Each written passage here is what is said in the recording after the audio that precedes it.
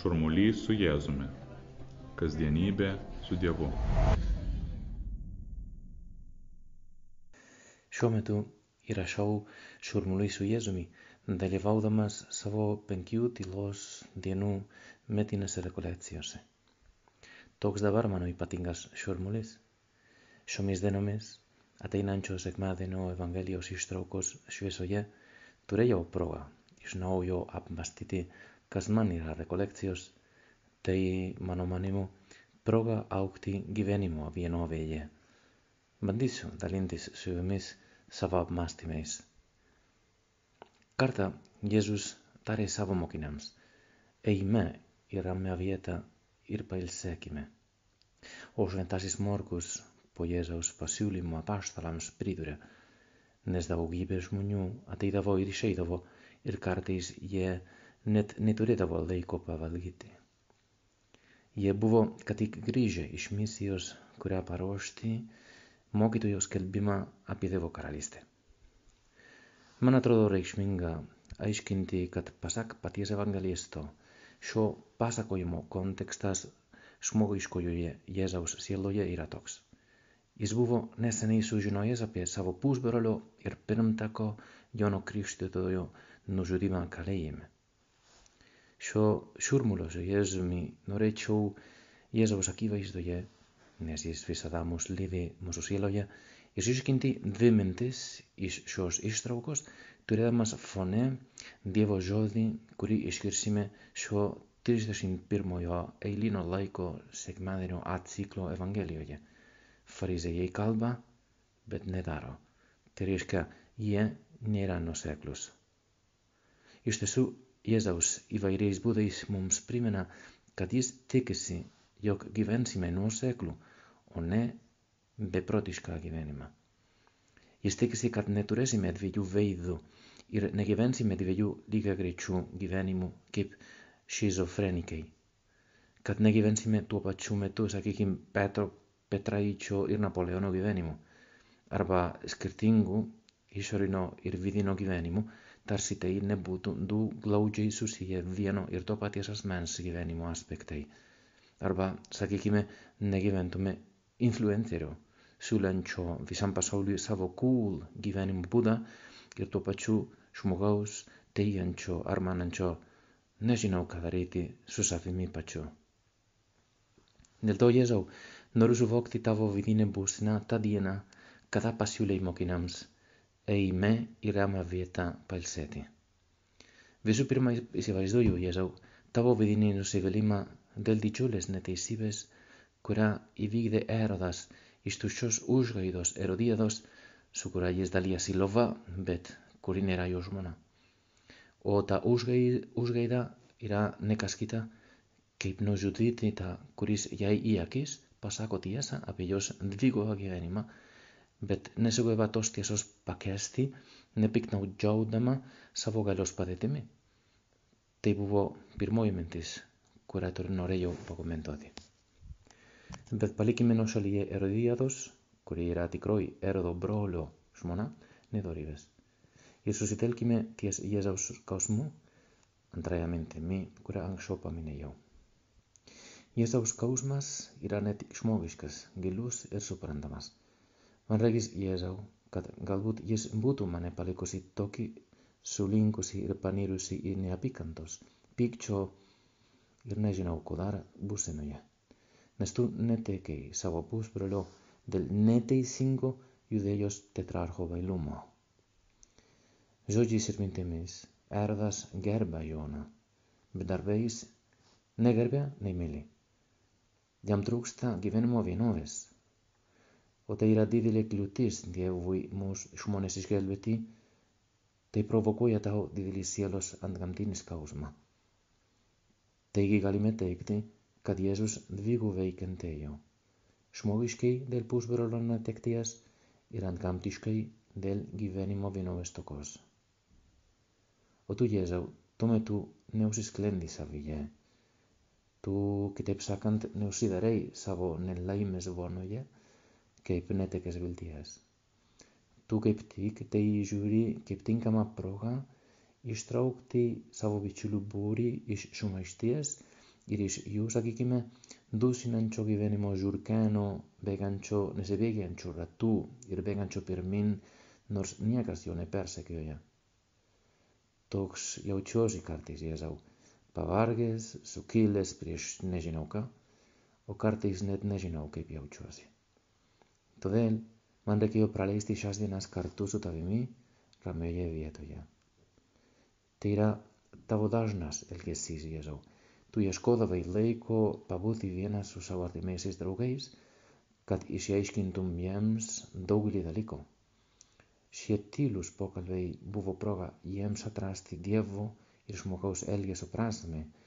Tai buvo bendros maldos akimirkos ir šventieji dvasiai įkvepiant juos, idant praplėstų jų kartais siaurą akiratį ar sustiprintų pasitikėjimą savimi ir taip geriau parengti juos misijai be sienų, kurios norėjai juos padaryti savo paties misijos, visų žmonių išgelbėjimo dalininkais. Trumpai tariant, Jėzau, tu norėjai juos pasiimti į rekolekcijas ir šiomis kitokiomis nei įprastomis aplinkybėmis su jais artimiau bendrauti bei labiau patraukti prie savo išminties ir savo meilės. Ir tu jiems tomis aplinkybėmis sakydavai pavyzdžiui, galingieji išnaudoja savo žmonės, o tarp jūsų taip neturi būti. Arba vėl, kai ateis žmogaus sūnus, bus sunkumų, murmėjimo dėl karų, nelaimių ir ligų, bet tada nebijokite, o verčiau pakelkite galvas, nes jūsų atpirkimas jau arti. Arba dar kartą kaip šio sekmadienio Evangelijoje, nebūkite kaip fariziejai, kurie mėgsta vadintis mokytojais. Jie kalba, bet nedaro. Tai buvo laikas ar rekolekcijų dienos, skirtos pabūti su tavimi, šiek tiek geriau suprasti tavo meilę ir taip sugebėti labiau įsimylėti tave ir tavo misiją, kurį norėjai, kad ji būtų ir jų. Galbūt kai kurie klausančių mūsų dialogo šiose mano rekolekcijose su tavimi, Jėzau, klausia savęs, konkrečiai, kas yra rekolekcijos ir iš ko jos susideda. Žiūrėkite, visų pirma, kas vyksta. Ilgosios rekolekcijos, tai kasmetinė kelių dienų pertrauka melstis, tai yra pabūti vieniems su tuo, kuris, kaip žinome, mus myli, su Jėzumi. Taip aiškindavo šventoji Teresė Avilietė savo dvasinėms dukterims, Karmelio vienuolėms, kas yra malda. Dvasinė prasme, rekolekcijos prilygsta automobilio techniniai apžiūrai arba medicininiai apžiūrai. Tokiais atvejais Jėzus būtų mechanikas autoservise arba mūsų šeimos gydytojas. Tai reiškia, kad kartu su juo reikia pažiūrėti, kaip sekasi mūsų gyvenime, ar jį galima vadinti krikščionišku, ar iš tikrųjų nelabai, ir kur galime pagerinti jo vienovę tarp to, ką sakome, ar manome esant svarbu, ir to, kuo iš tikrųjų kasdien gyvename. Kur elgiamės kaip Jėzus, ar kur kaip fariziejai. Dėl to skiriame laiko savo sąžinės patikrinimui iš gyvenimo nuoseklumo perspektyvos. To išmokiau Opus Dei užsiėmimuose. Galbūt kitos institucijos, pasižyminčios joms būdingų dvasingumu, pabrėžia kitus aspektus. Paprastai šios rekolekcijos vyksta ilgąjį savaitgalį. Rekolekcijų namuose, nutoliuosiuose nuo miestų triukšmo. Kodėl savaitgalį? Netitrūkti nuo studijų ar darbo ir iš tolo bei vienatvėje pamatyti įprastą gyvenimą, lydint Jėzų į tabernakulyje. Suprantama, kad kartais sunku palikti šeimą, pavyzdžiui, nuo ketvirtadienio iki sekmadienio, organizuoti darbą, kad jo reikaliai neišblaškytų, panašiai kaip išvykus atostogauti nesinori, kad kažkas atitrauktų mus nuo užtarnauto poilsio. Sielos labui, rekolekcijos tai pelnyta pertrauka nuo kasdienio šurmulio, skirta užsiimti Dievo svajonėmis pasauliui ir mums, ir skirta tų svajonių įgyvendinimui. Kaip minėjau, viskas organizuojama aplink Eucharistiją, nes koplyčioje kasdien vyksta mišios, kryžiaus kelias, švenčiausiojo sakramento lankymas, sąžinės patikrinimas ir maldos laikai, kurio metu kunigas padeda supažindinti su krikščioniškojo gyvenimo realijomis, sudarančiomis šių dienų pagrindą. Rekolekcijų tvarkaraštį papildo pokalbiai, šventasis rožinis, dvasinis skaitymas ir yra daug laiko asmeniniams apmąstymams ar pokalbiams apie savo dvasinius rūpesčius su rekolekcijoms vadovaujančiais pasauliečiais arba su kunigu, kuris padeda dalyviams melstis skirtų laikų koplyčioje ir teikia sakramentus. Galbūt kas nors dar klausia, bet nieko daugiau ir nieko mažiau. Galbūt tai neatrodo daug. Tiesa ta, kad nėra jokių ypatingų efektų. Žinoma, kunigas gerai parengia apmąstymus, kad įtaigiai pristatytų Jėzaus Kristaus gyvenimą. Ir yra tokių, kurie pabrėžia, kaip svarbu užsirašyti prie bendro tvarkaraščio pridėti šviesą skleidžiančios knygos skaitymą, priimti patarimus, bet tai yra dalis asmeninio stiliaus, kurio kiekvienas į šias dienas žvelgia. Pastarasis yra lemiamas. Su kokiu nusiteikimu pasitinku šias dienas, kaip pasiruošiu, kad norėčiau klausytis Jėzaus, jo patarimų, kurie išsprendžia abejonės, jo patikinimų sielos sausai, kurie priverčia mus žvelgti aukštyn, o ne tiek į savo bambą, jo padrąsinimo sunkumų, kurių visada bus akivaizdoje, bet jų nepervertinami, nes su juo, kaip sako šventasis Paulius, galime viską. Grįžtant prie gyvenimo vienovės, lyginsime gyvenimą su skulptūra. Šis palyginimas, kaip ir bet kuris kitas, turės savo ribas. Mano nuomonė, Dievo darbas, lotyniškai opus dei, mums primena, kad skulptūra, kurią sudaro 3 dalys – mintis, jausmai ir darbai, kad ir kaip žiūrėtum į ją, turėtų atspindėti Jėzaus atvaizdą ir kad paviršutiniškai ar artimai mus pažįstantys žmonės, bendraudami su mumis, galėtų pasakyti daugiau ar mažiau, kad atpažįsta Jėzų mumise. Jis skaito Jėzaus Kristaus gyvenimą, apmąsto jį ir stengiasi būti panašus į jį. Būtent dėl šios priežasties, kalbėdamas apie rekolekcijų esmę, šventasis José María Carta tarė: ką jūs ir aš darysime šiomis rekolekcijų dienomis, kad ieškotume viešpaties, ieškotume jo kaip Petras, kad artimai su juo pabendrautume. Atkreipkite dėmesį, kad sakau pokalbį, dialogą tarp dviejų žmonių, akis į akį, nesislėpiant už anonimiškumą. Mums reikia tos asmeninės maldos, to artumo, to tiesioginio kontakto su Dievu, mūsų viešpačiu. Kunigas Fernandas Ocarisas, dabartinis opus dei prelatas, apmąstydamas ir rekolekcijų esmę, parašė: krikščioniškasis gyvenimas skatina mus tapatintis ne su idėja, bet su asmeniu, Jėzumi Kristumi. Kad tikėjimas nušviestų mūsų žingsnius, ne tik klauskime savęs, kas man yra Jėzus Kristus, bet ir mąstykime, kas aš esu Jėzui Kristui. Jėzau, iš to, ką jau žinau apie tave, man susidaro įspūdis, kad tie laikai, kai su artimiausiais draugais pasitraukdavai į ramią vietą, buvo aiški proga suvokti, kaip stipriai juos myli, perduoti jiems savo troškimą nešti daugeliui meilę Dievo Tėvo, kuris kaip ugnis sudegina tai, kas prie jo priartėja, arba kaip karaliaus Midaso ranka paverčia auksu visą, ką paliečia. Tu savo tiesa sušvelnini, praturtini ir sustiprini mūsų gyvenimą.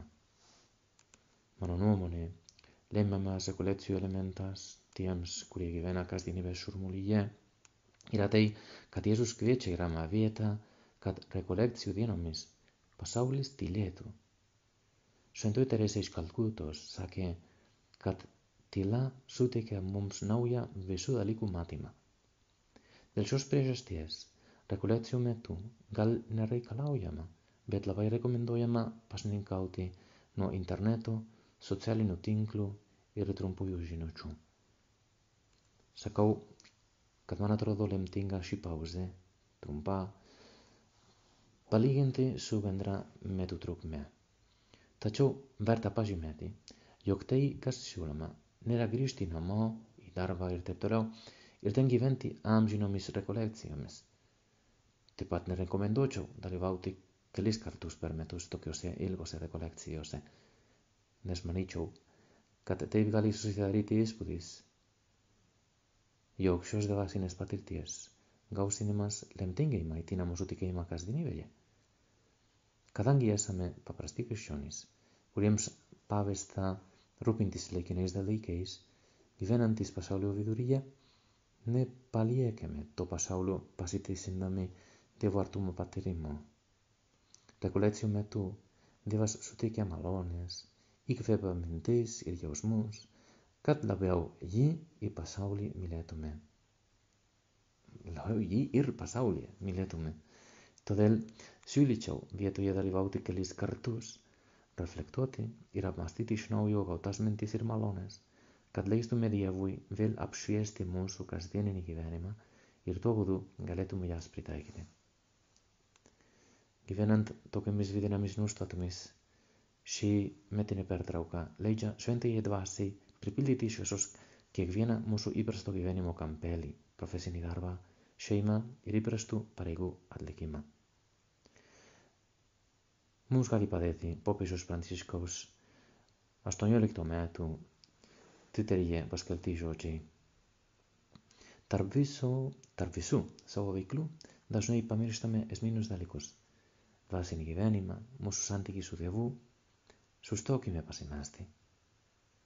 Būtent tai Jėzus siūlo savo mokiniams, kad jie grįžtų įkrautomis baterijomis visiems ateinantiems metams, nepamiršdami, kad tai nėra pavienis įvykis, pavienė sala metiname vandenyne, nes Jėzus įvairiais būdais dalyvaus kasdiename šurmulyje, teikdamas pirmenybę sakramentams, maldai ir dvasiniam palydėjimui. Evangelijoje skaitome, kad Marija laikė visus įvykius savo širdyje. Tai galima suprasti, kad jinai apmąstydavo tuos dalykus savo sūnaus žodžių ir darbų šviesoje. Prašykime jos, kad ir mes mokėtume prisiminti Jėzaus žodžius gautus rekolekcijų ir kasdienybės metu.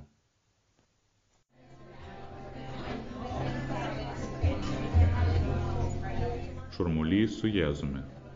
Kasdienybė su Dievu.